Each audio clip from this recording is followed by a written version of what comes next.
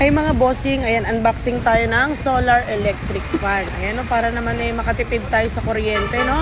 Ayan yung panel niya, ang laki. 500 watts po yung panel niya, ha?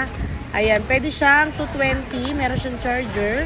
Meron din siyang solar panel. Ayan, dual purpose siya mga bossing, ha?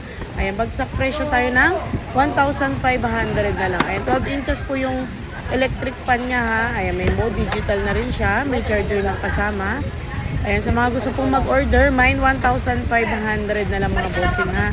12 inches po siya. Ayan, dito po sa Turo, Bukawi, Bulacan, sa mga magwo-walk-in. Ayan, ang lakas, oh. Ayan, sa araw po siya magkukuha ng energy. Ngayon, kung umuulan naman, may charger din siyang kasama. Pwede ka mag-charge sa kuryente. Dual purpose na siya, ayan, oh. Sa mga nagtitipid dyan ng kuryente, ayan. Mine, 1,500, may charger at solar panel na. Ayan, para po makatipid tayo sa umaga, no? Ibilad mo lang sa araw.